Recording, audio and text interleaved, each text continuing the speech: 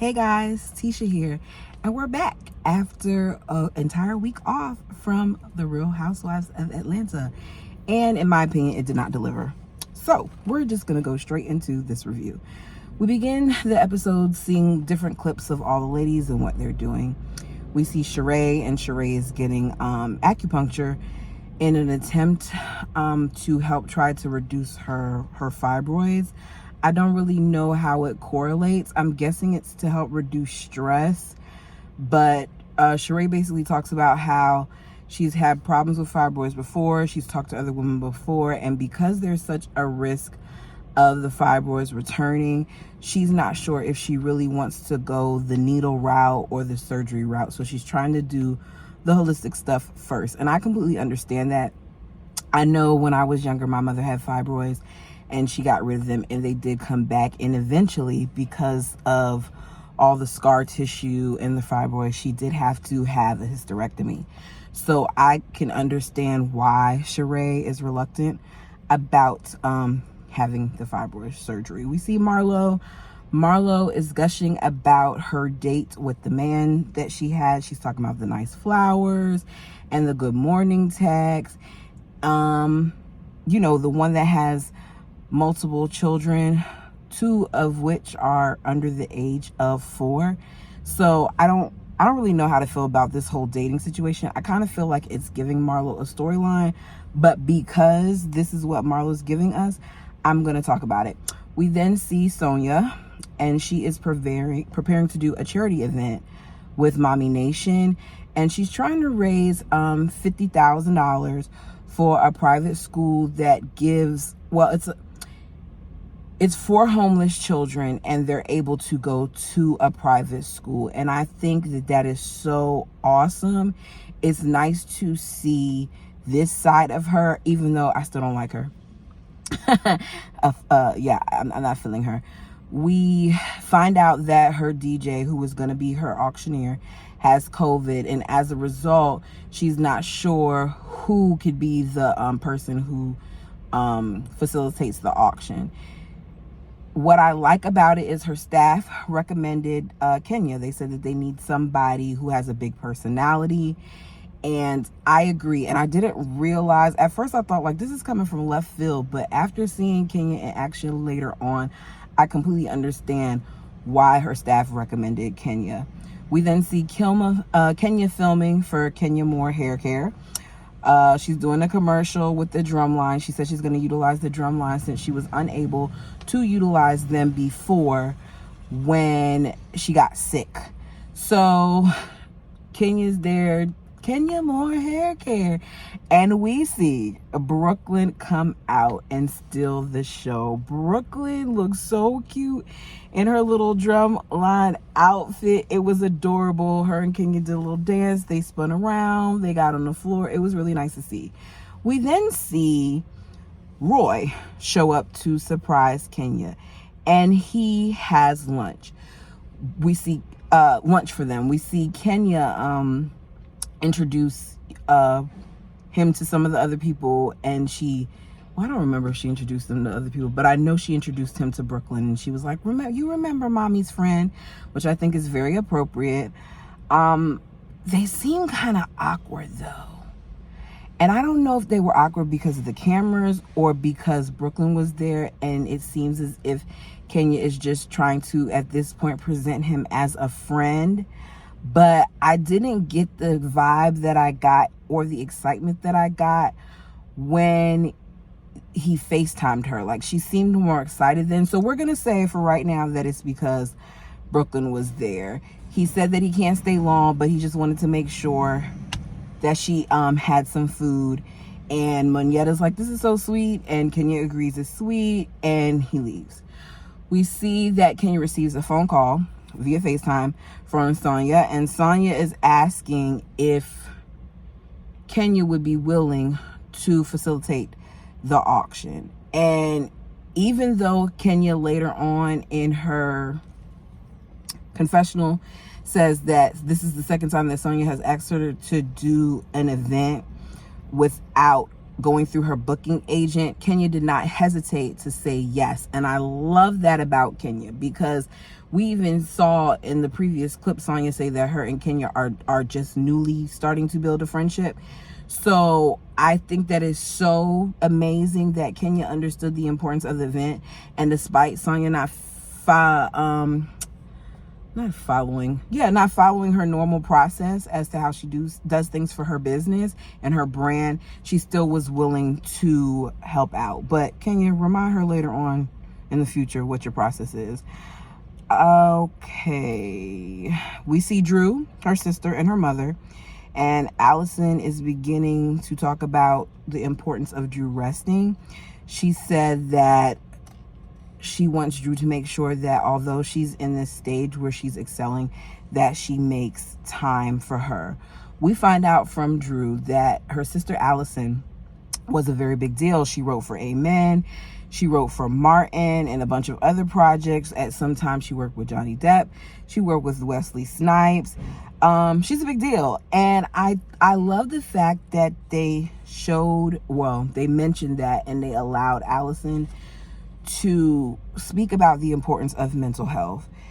Allison brings up that she at some point was in a psychiatric hospital, and she really discloses more than Drew has ever disclosed about herself, in my opinion, since being on the show. I liked that she was educating us about, mental health and the things that we need to do. And she talked about being in a mental health hospital on more than one occasion. And Drew talked about how the pandemic had brought some of that out. But I don't know. I feel like because she's not a main character, she shouldn't have to disclose so much about herself.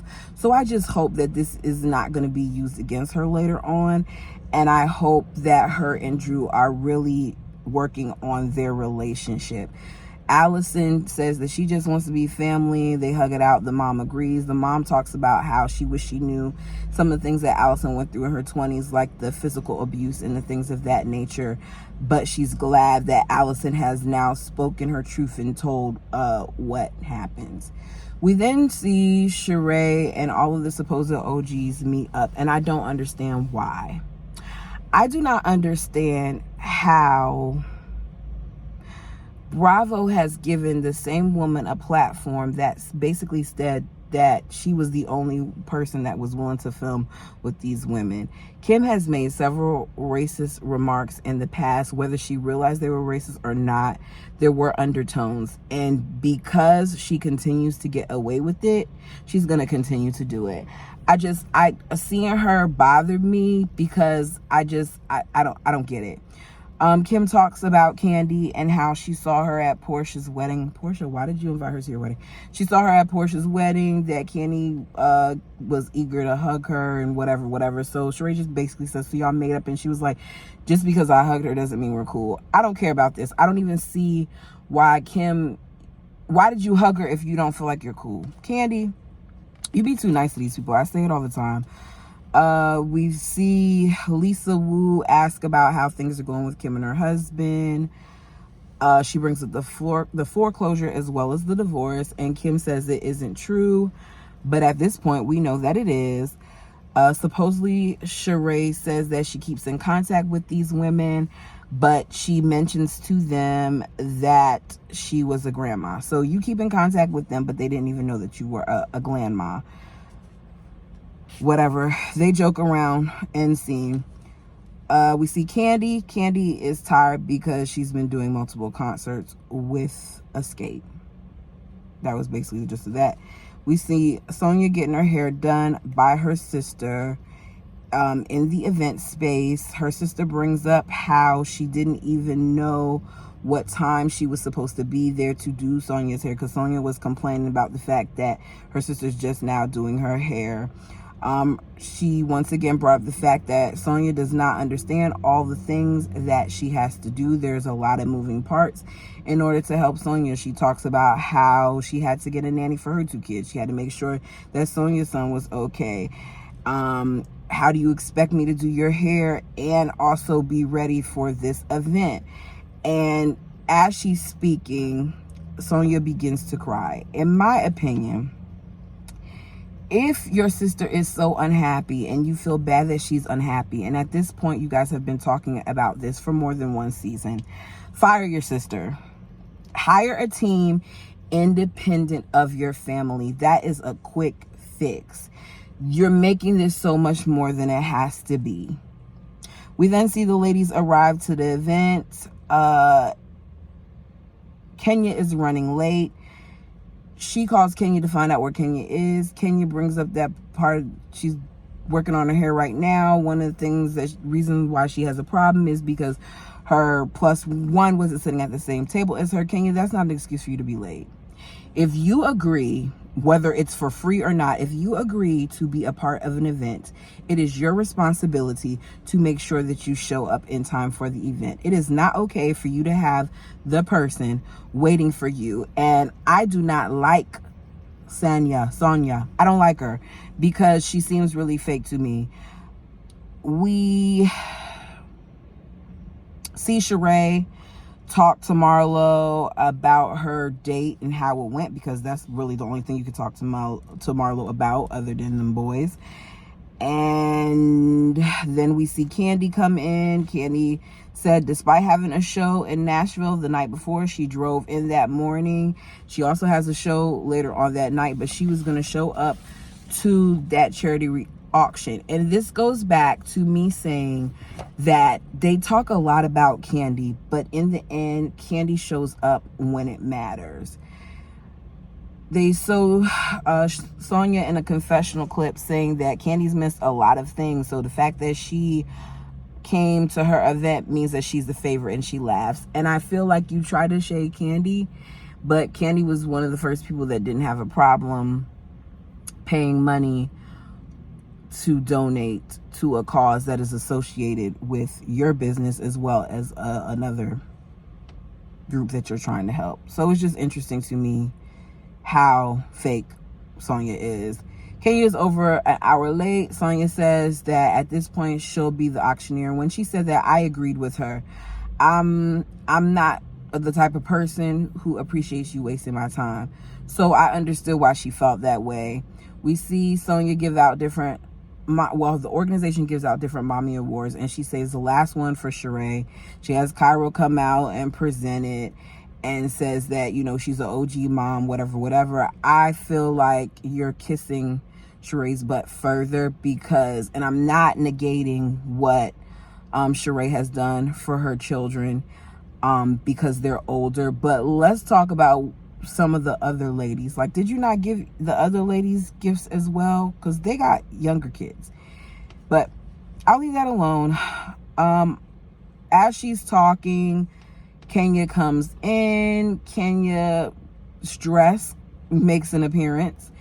And as Kenya in her dress is walking in, Marlo shades her, talking about she looks like the witch from, I think, The Wizard of Oz, when the house came crumbling down, whatever. Kenya takes the mic and she begins to auction, and she does her thing, and she says she wants $50,000, but we could do more than that because there's $50,000 at that table alone. We see the ladies talk amongst themselves, well, really Drew and Candy, about how that'd be about $7,500 per person at the table. All of the ladies give $5,000. Kenya starts it off saying she has $5,000. Candy doubles it, and we see everybody does $5,000 with the exception of Courtney, who does $2,500. And I'm with Courtney. I'm gonna give what I can give. So I completely appreciate the fact that they gave at all. In total, Kenya, well, not just Kenya and the people that attended the event were able to get $78,000 to donate to this organization, and I think that that is amazing. I do not care for Sonia. I do not like how she continues to me, play defense. I feel like there's going to be more of her that we're going to see that I don't care for. I don't like how she treats her sister. I don't like how her sister treats her. I think that there is a dynamic there that we have not really got to see, that y'all are leaving some important things out. Instead, we're going to keep talking about this thing over and over and over again. But, you know, as Jamaicans, you're not supposed to see what goes on behind closed doors. So please understand that it will continue to be surface level with some tears when it comes to that family. As far as Candy's concerned, we didn't really see too much of her. As I said before, it speaks volumes to me that she stopped what she was doing to come to that event, because she could have very easily just sent the check. She didn't have to be in attendance. She could have even done what I've seen done before, where some people call in on the phone call to see, you know, what the auction is. And they weren't getting anything. They were just literally giving free money based on what was being requested. The first one was $5,000 and so on and so forth. So I feel like that was nice. Marlo and this man, as I said before, I feel like it's just straight storyline. He's younger than her, and we're gonna see later on that she's talking about how she doesn't know she wants a husband at parties. It just doesn't seem realistic. Yeah. I already said how I felt about Drew and Kenya, and yeah, I don't have anything else. This episode didn't really give a lot, but I said I was gonna make sure that I came up here, especially since we didn't have a review last week. Until next time.